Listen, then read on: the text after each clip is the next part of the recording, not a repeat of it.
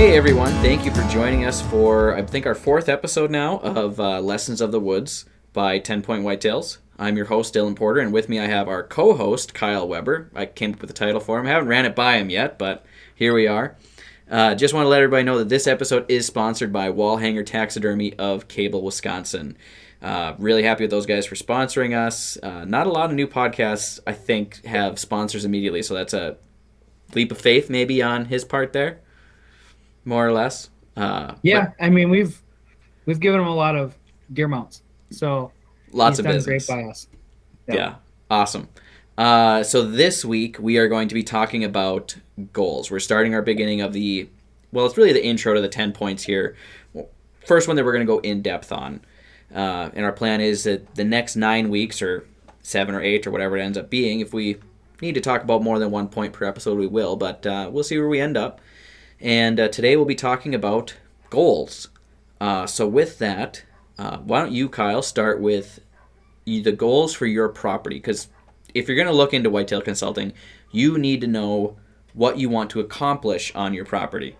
And if you have a huge list of things you want to do or a little list of things you want to do, you need to start there.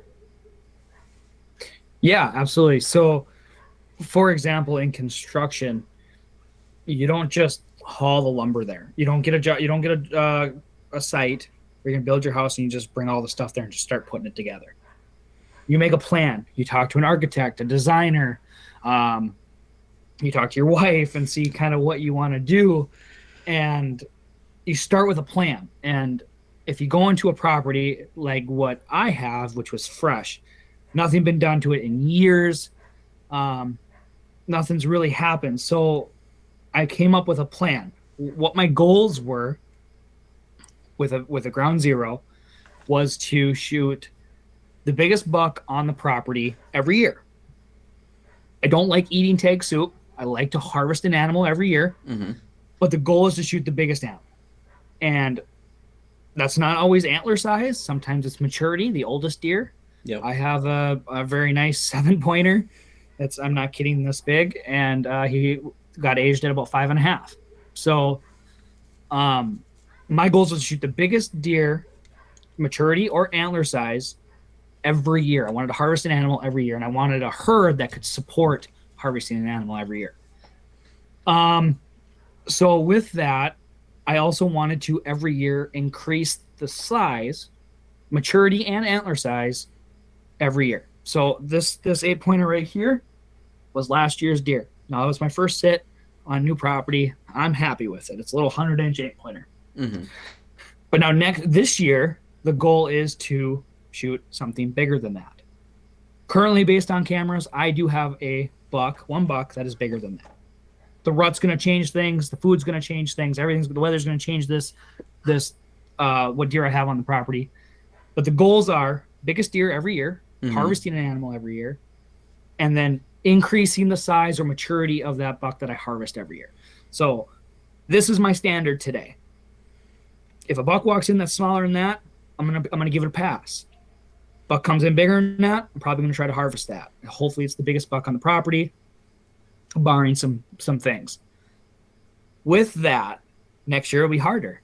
Next year after that it'll be harder, and eventually I'll be shooting 200-inch deer every year, and I'll be awesome. No, but in all seriousness, at some point it's going to kind of cap off. Whether that's a 150-inch whitetail every year, whether it's a 6-year-old buck and the antlers go from this to this to this to this, but it's a 6-year-old. Whatever that cap is, I'm going to hit it at some point. But to get there, you have to start with those sets. So goals are shooting the biggest or maturest whitetail every year, harvesting an animal every year, increasing the size or maturity every year as we go. I also want to focus on generating a big enough herd and having a healthy herd there on my property that I call them resident deer.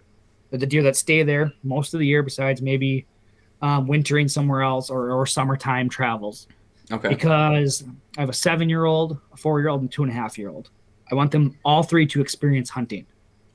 Yeah. So I want to have a big enough herd that when those kids get to the hunting age, they can come harvest some animals. And not that we're going to shoot 4 deer every year, but I want to have the availability to do that. So if I Go ahead. Your goals, you have goals, but it's okay for your goals to change because your goals today might be different 4 years down the road when your kids start hunting, or 5, 6 years. And the end goal is to get a population to support that, correct? Yeah. So in 5 years, my goal may not be for me to harvest a 150-inch whitetail. My goal will be for my son Flynn to shoot a 4-inch spike. That'll be the goal. Mm-hmm. And to know that that's not my only yearling on the property. That there's 2 2-year-olds, there's 5 3-year-olds, and there's 2 4-year-olds, and having a healthy enough herd that, yeah, Flynn, enjoy your first harvest. It's a spike. Enjoy that. And I'm not like, you killed my 4-year-old. Yeah. And whatnot. So, and there's going to be three kids, and at some point I might step back from harvesting and just let them enjoy it. But to do that, it's going to take 5 years. Yeah. It's 5 years to gain that herd. Nothing happens overnight. So, and if at year 4 things change, absolutely, you got to adjust. Another goal of mine was I'm not going to focus on anything else. I'm not going to be interested in bear hunting. Mm-hmm. I'm not interested in turkey hunting. They're there. I have lots of pictures of bears and turkeys. But my property is whitetail only. Yeah. That's my goal. So I'm going to cater everything to the whitetail. Not to bear hunters, not to bear hunting, none of that. I'm whitetails only. So, that's about as far out as I've reached is 5 years. Mm-hmm. Or I'm hoping at 5 years I have a chance at a 150-inch whitetail. I look at it this way: at year 3, I have a beautiful 150-inch whitetail on camera, but I don't see him. We don't cross paths ever during season. I'm going to pass all them little bucks. Now my age class went from a 4-year-old and a bunch of 3-year-olds to a 5-year-old and a bunch of 4-year-olds. And hopefully I've accelerated the age class growth by not harvesting one. I won't be mad if I eat tag soup, but I want to try to avoid it. Yeah. If I avoid harvesting an animal and using my tag until I see a 200-inch whitetail, I'll never shoot another animal. So but potentially realistic goals too. Yeah. So you got to have goals that are flexible and can change with your lifestyle, the people in your life, your hunting style. Because let's say you get a piece of property and you set it up for rifle hunting, and you're a rifle hunt guy only. But then 3 years down the road, a buddy of yours starts getting you into bow hunting. Now you got to start changing your plans that you've already made, changing your goals to be flexible towards how do you bow hunt this piece of property now? How do you set it up for bow hunting? And that'll actually change how you rifle hunt too, because bow hunting is just a whole different beast. But then again, kids come into the mix. Maybe you have a girlfriend or a wife that decides they want to hunt. You have to be willing to be flexible with your goals, but you can't make progress without goals. You have to have a plan, because if you come in with no plans, just like you said, if you show up to your job site with lumber and no plans, well, you could build something, but it's not going to be ideal or what you want or anything. You have to have a plan in mind. And you won't be efficient. Yeah. And that's the biggest thing. Like we're talking, it's going to take 5 years to develop, hopefully, what I'm hoping for. If I waste 2 to 3 years just with a pile of lumber, just putting something together, I've wasted that, and we're not getting to where we need to. It's already a long time thing. 5-year plan is already long enough as it is. I don't want it to go to 10 years. Yeah. So efficiency really is important, but starting out right, starting out in the right direction and skipping kind of all this hoopla stuff that's on the sides, that really does help get going, and I've focused, like you said, bow hunting and gun. Everything at the land is set up for bow hunting. Mm-hmm. My big food plot, which everybody would laugh at when I call it big, but my big food plot is totally based on bow hunting. My longest shot is 40 yards. Yeah. So if a deer steps out, presents a clean shot, it's 40 yards or less. That's all bow. I could have punched a hole through and made a huge 150-yard shooting lane, mm-hmm. but I'm not totally for the gun season at this point. I can't afford to shoot a buck with my bow and my gun. My age classes would be junk. In northern Wisconsin, the age class is already hard. Yeah. So bow only, one harvest a year, I'm a happy man. Yeah, and it's difficult up there because you're contending with low food sources, timber wolves, lots of predation, probably some overhunting, I would imagine, in a lot of areas. And that's same thing in Minnesota. Anywhere near public land, it gets way overhunted. And I have told you before, you can't drive a quarter mile in deer season without seeing orange. It's everywhere up in this part of the world.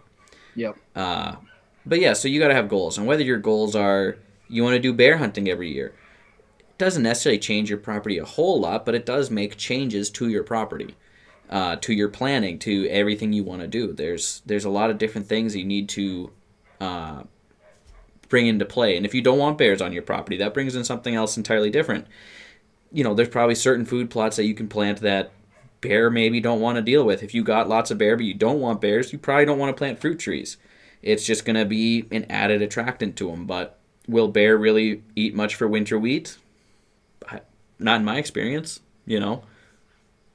And also, you have to think about when you're talking about a plan and setting up a new property. Mine is 94 acres of just woods. Mm-hmm. That was it, woods. There was a little bit of a topographic change. There was a little bit of a wood species change. You had a kind of a ridge top with some hard maples, and then you had some pines and stuff like that on the lower side. But you have to think of how you want to use this property. I have, looking at the map, picked a building site. Someday, 15 years from now, we're going to build on this property. Well, if I build a perfect food plot and then I come slap a house right in the middle of my property, I'm hurting myself 15 years. All that work is junk. Yeah, you wasted all of it. What's that? You wasted all of it. Yeah. So I've already designated when I located my big food plot, and I've located kind of the bedding and stuff like that. I've already located a house spot. That's 15 years down the road. But if you're going to build on that property, I see a bunch of these maps. The driveway comes all the way in, right to the middle of the 40. There's a big house. Yeah. It's a real hard way to hunt on a 40. I have 40 acres to hunt. Kind of, not really. That's tough. Yes, but no. Yeah, and if you have your dogs and your kids and the wheelers and the side-by-sides and all that stuff, you're really good. You don't have 40 acres of huntable land. So anyways, I've located my housing, my building site. I've built my bedding. I've built my food, my other bedding, and the trails that we travel based on that housing location. So it's not crazy to think 15 years ahead when setting up your property. Yeah, because if you don't have the money to build on a piece of property or the time or whatever, for whatever reason, it doesn't fit with where your work is, but you want to live there, you have to factor that in. Yep. And another thing is, how are you going to do this? How are you going to do this work? Are you going to be low impact? Or do you have all the equipment and the tractors and the excavators and all that stuff to go do whatever you want? Dozers. You can really reshape your property. Yeah. Elevation, all of that stuff. Do you want to be a little more? I did bring an excavator in and we cleared out a spot. Not a big spot. I call it the big food plot, but it's not that big. I invested that time and money into that piece of equipment to do that, because that was the biggest part of my project. But the other two food plots are openings that the nature gave me. I cleared out a little bit of canopy, but that was an automatic travel route and opening. I put a food plot there because I wanted to be, in general, low impact.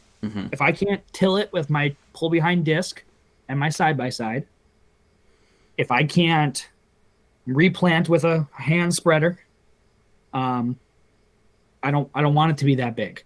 You see these guys that have all the implements in the world: the ground, the cultivator, the packer, the disc, the tractor, the 3-point, all of that stuff. I don't have that. I don't want to spend all of my money on that kind of equipment. So you have to gauge what you're willing to put into it. You can go spend $50,000 on equipment rentals and build a pretty sweet spot. Or do you want to kind of give what the woods give you? I've done a little bit of both. I invested my money and my time into the main food source, the big food plot. Everything else on that property has come as nature has given it to me. The little food plots, the bedding, and the trails all kind of came as nature gave it to me.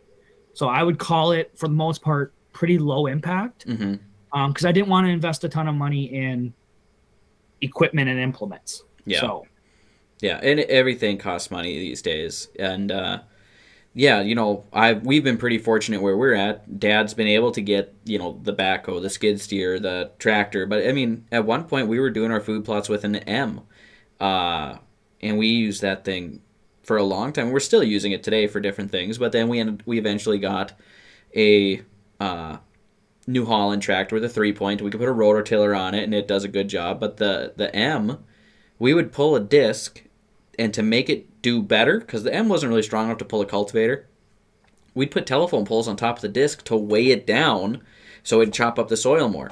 And I've spent hours and hours and hours working a field with that M, and there's no radio, there's no air conditioning, no cab, and it was a custom modified bench seat, so there's not even the spring on the seat. It was welded right to the axle, and that thing was rough, but still works and runs today. But there's ways to do it without that equipment, is what we're trying to get at. I talked to a guy yesterday, I think. Shout out to Mark. I'm hoping you're watching this when it comes out. And he said he put in a food plot a few years ago, and he used a hand tiller. He wanted to start something, and he didn't have the equipment yet, and he just wanted a little food plot, put in a food plot with a hand tiller, and he has a little bit better deer population than other parts of the state, and it couldn't even keep up. And, hand tiller's not... A walk-behind tiller is not that big. I don't know how big the food plot was, but there's ways to do this low impact. If you have to rent a tiller for a day or steal it from your mom, she used it for her garden, whatever, there's ways to do this without all of the equipment. Yeah, and there's products now. Domain Outdoors has a no BS. There it is. Mike and Tim and those guys, Riley, they have a product called No BS, and at first they initially called it a throw and go, a throw and grow. Excuse me. No tilling required, but now they've really shown that product kind of can really develop. And you take a rake, you find a spot, you try to pick some sunlight, but I mean it's designed to survive in a shaded, dense area. But just rake it up, loosen up that soil, get rid of some of the dead leaves and dead growth. Get some seed to soil contact, boom, that's low impact. As much low impact as a rake and a person and some sweat equity. I've done a happy medium at my property. I've done a happy medium of really coming in and shaping it and really just letting it be what it is. But with the products now they have at Domain and anywhere else you look, you can be as limited to your impact as possible. And I've designed everything based on my equipment. I have a 4-foot disc. I have a side-by-side. I have a Makita tiller, like you were just saying. I can do that. I can just come in there and till it up a 5-foot swath. It's something. So it all depends on what kind of impact you want, what kind of investment you want to make. You want to do it with sweat equity? There's ways to do that. If you have a giant field and resources for a tractor, a New Holland, or whatever, and you're willing to invest that, you can do that. I have a plan to fix my pond. My pond is really high on one side, and it's got a runoff point, so it gets about half full and then it flows. So I want to adjust that. I'm going to go rent a mini excavator, drive it out there next spring, summer, and reshape it. It's a little bit of a tweak from the initial process, but there was a million things going on this summer out there. But it's worth the investment to go get the mini, drive it out there, do it properly rather than shovel. Yeah. But if you don't have $800 to $1,200 to rent a mini excavator, shovel. Yeah. Perfect example is lime and fertilizer. A person that I really enjoy watching. He's a consultant, and he has bragged and admitted to spreading lime and fertilizer in 50-pound bags by hand for years. Now he's got the equipment. Yeah. I don't know if I'd want to go any more than my half acre spreading 50-pound bags of lime or fertilizer.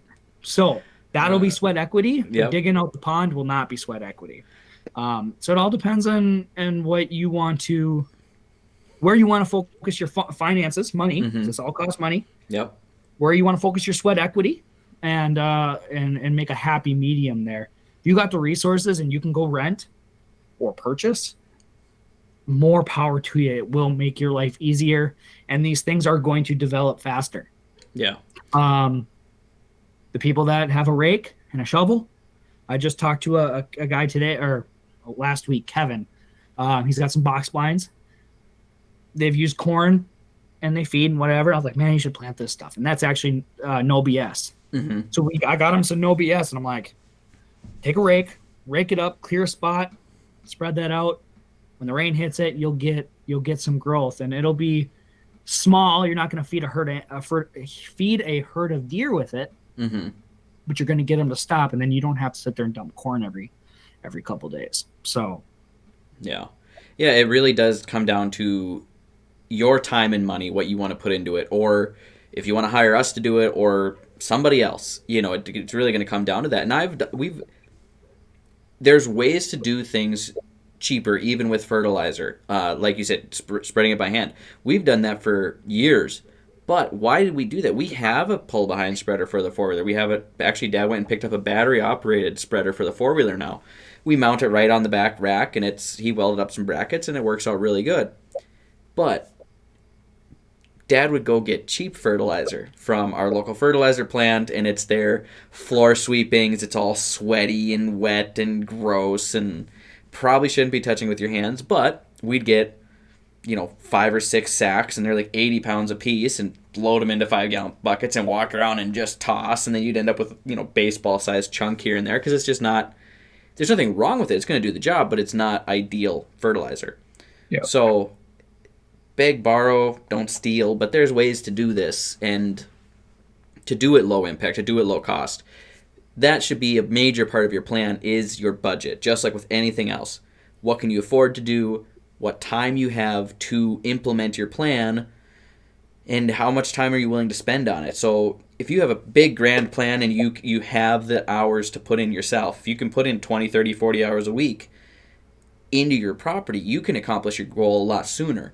But let's say you don't have that kind of time, you're a busy guy, you can only make it out there 2 days a month, 3 days a month. Well, you need to have your plan meet that.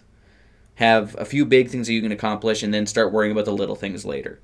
But there's a lot of stuff that can go into planning, and that's part of what we want to help you do. Yeah, so your goals have to be realistic too. I can't say I'm gonna go do this. I'm gonna spend $100,000 reshaping and setting up this property. I'm gonna shoot 200 inches every year. That's an unrealistic goal and an unrealistic method of getting there. I can't do that. I don't have the time. And a 200-inch buck is just unrealistic, and I'm okay with that. So you have to kind of meet in the middle with those goals and like you said, your financial situation. First thing for us, if we meet with a client, what are your goals? And we're going to ask you these questions. Do you want to bear hunt, turkey hunt, deer hunt? Do you want to just focus on deer? Fine, great. What's your resources financially? Like, do you have a New Holland tractor that you can use? Do you have a farmer buddy that you could borrow the equipment from? Do you want to plant 10 acres of brassicas or chicory or whatever? What level of this do you want to go? And that would be the conversation when we meet with the client is, what's your goals? What are these answer these questions for us, because then we understand. We're not going to tell you to go put a 10-acre food plot in if you just told us, I got a rake. Yeah. I'm not going to be like, well, you need to put a 10-acre food plot in, or you're not going to have a chance of shooting a deer. Okay, you got a rake. Okay, you got some sweat equity. You're going to do this by hand. We're gonna cater to that to help you do it. Now, if you're in a good financial situation, you just bought some land, but you have no time, we have that same conversation. We talk about goals. We talk about what you want to hunt, what you want to eat. Eat what?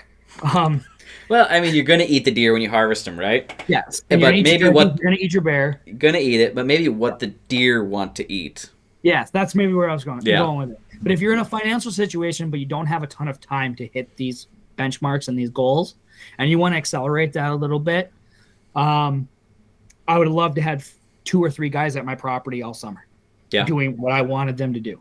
So you can, after our meeting, after our plan, after we talk about all that stuff, you can say, Kyle, Dylan, can you come do this? We'll bring the equipment. Well, if you're a little bit of out of the way from Cable or Lake Bronson, we'll find a rental place close. We'll rent that equipment. We'll try to get the best price we can. We'll put our time in. We'll put our work labor into it, and you can hire us to do the manual labor. We'll cut the trees. We'll hinge cut. We'll bake bedding. We'll create food plots. If it needs a big excavator, we'll get it. We'll operate it. We'll do all that. Mm-hmm. If you're in that financial situation where you can hire us to do that, we can also help beyond the plan and do the work. Set your tree stands up. You know, we can provide the Titan blind, the TR Outdoors blind, trophy tree stands. We can provide those things Mm-hmm. at a usually a better cost than at the store, and we can put them up for you. And we can say, hey, Mr. Bill, September 17th, you better be sitting in your brand new Titan blind over your food plot, because there's gonna be a nice buck there. Ideally, that'd be the goal, and Yeah. I hope you send me some deer pictures of it. But that's the difference with us is I get it. Some people are like, no, I can handle it. I'll do the sweat equity myself, and good for you. And I applaud you for that. But man, if there was 2 guys I could hire this summer to do what I've done all summer, I probably would have taken it up, because Yeah. it was a lot of work. So it's a lot of work and it's a lot of time, and time takes you, it takes you away from your business, takes you away from your family. And if this is what we're doing for a business, we're already factoring that in. So goals are very important. I think we've said about as much as we can say about goals. Anything else we can say about goals while we're here? The only other thing I can say about goals is, if you want to answer those questions, here's the plug. If you want to answer those questions, give us a call. We can set up a meeting. We can ask you all these questions. We can talk about your goals, and we can try to set up a plan for you, and maybe do the work for you to get you on your best deer hunt or on your property. To get headed in the right direction. Point the compass straight north and start heading the right way. Yeah. And it's everybody's property is going to be different, and it's going to take multiple sets of eyes to say this is what we can do. It helps. More brains, more people thinking about it, more people working on it. So we can come do the consultations. We can come look at your property and draw out, this is what we think you should do based on our experience with the things we've done. My years of raising whitetails, Kyle's years of learning and researching, consulting, and now working on his own property as well.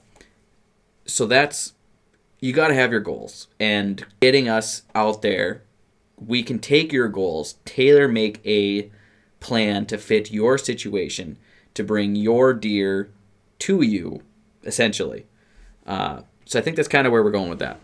Yep. And on our side of it, for Dylan and myself, our goals is to go from where you're at on your property and just make it that much better, that much faster. And if your goal is to shoot 3 a year because you got kids and family, let's get it to that. If you want to shoot the nicest buck possible that year, let's get it to that. Our goal is to make your goals a reality, for sure. Yeah, absolutely. So I think we've covered everything with goals. We got a few more minutes here if we want to say anything else for now. Otherwise, we'll catch you next time. Anything else you want to drop, plug, talk about real quick? No, I think we're pretty good. I think the next one will be, what did we say, betting? Yep, we'll talk about betting next, and I don't remember what's after that, but we're going to talk about betting next, and yeah, it'll drop next Friday. So yeah, you can find us on Facebook, you can find us on YouTube, find us on Spotify and Anchor Podcasts. We're still looking into getting onto other podcast platforms. Podcast goes live every Friday at 7 o'clock right now. We record in advance. We don't have time to record every week. We're pretty busy guys, but we'll record 2-3 in a sitting, and they'll come up. But if you have any questions, you can email them to 10pointwhitetails@gmail.com.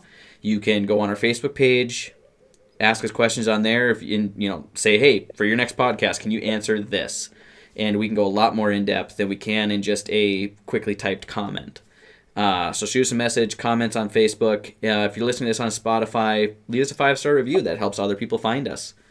YouTube, like, share, subscribe, Same with Facebook. Follow us, and you can at the very least keep up with what we're doing. Even if you don't have property you want to have us do consulting on, we do provide interesting and fun content and have lots of good photos and different fun things going on. So, and shoot us a message on our Facebook. We'd be happy to respond. If you got a quick question, a consultation, one, takes money and financing, but it also it's time for for the client and me and Dylan ourselves. If you want to shoot us a message and ask a simple question, I have had a buddy that messaged me, how do you do this? How do you hunt them during the summer? We're happy to interact and answer those questions as they go. What seed do you provide? What seed do you want? What would you suggest in this situation? We can answer those questions free of charge. I mean, we like talking hunting. We like talking property management and stuff like that. So interact with us on those social medias and know that you're listening, know that you're paying attention, comment. Definitely generates some attention on the socials. So, and we're happy to answer any questions that we can. If it's in depth, give us your number. We'll maybe give you a call and at least talk to you on the phone for a little bit. It doesn't have to be nothing or consultation. There's room there. So yeah, because our goal here is to educate. Whether we actually get paid for it or not, that's a whole different story. But we both like talking hunting. We both feel we have a lot of information to share, and this is a very easy outlet to share that information on. Yep, absolutely. So, and I think by the time this one plays, we might be in a tree stand, Dylan. I think so, yeah, because we're gonna tell on ourselves right now. What day is it today? It is the 6th of September today, so it's not bow season yet. First Minnesota Vikings and Packers game is this weekend. Oh, I should have wore a jersey. Hey, I'm repping. So all right, how about this? When I'm up visiting you guys for dinner, if the Packers win, then let's just say we harvest an animal. Huh? How about this? Okay. If the Packers win, you have to gut and quarter my whitetail by yourself. I got 15 minutes. That's no big deal. If the Vikings win, I will gut quarter my whitetail by myself. Oh, that's interesting. Do we have 2 hours? I think I've done it a few more times than you. I don't know what the odds are. I don't know. Packers don't have any wide receivers, but we have a new head coach. Don't we got Sammy Watkins? You do got Sammy Watkins, but he's normally good for one game a year, and knowing my luck, that'll be this game. Yeah, absolutely. Will this? Yeah. Very interesting to see what happens this year on the football field. So, it will be. And that's another thing. With 10 Point Whitetails, I think we both love football, and I have not paid quite as much attention preseason, whatever. Yeah. But I'm sure we're going to have some football engagements in our podcast also. So yeah, we'll see how this next game goes. We might talk about it. If I'm too upset, we might not. I take it a little too seriously. But anyway, yeah, so we're going to shut this off. We're going to turn it on again. We're going to record another one right now talking about betting. So every Friday at 7 o'clock, like, share, subscribe, comment, message, all of the above. And yeah, and again, we're sponsored by... Now I forgot the name of it. Wall Hanger Taxidermy of Cable, Wisconsin. There we go. Wall Hanger Taxidermy of Cable, Wisconsin. If you're in the Cable area or even farther out and willing to make a drive, he does excellent work. I've seen a few of his jobs done firsthand. I've seen them, so everything looks great. But yeah, so thanks everyone for watching, listening. Till the next one. Wherever you found us. We'll talk to you next time. Thank you much, guys.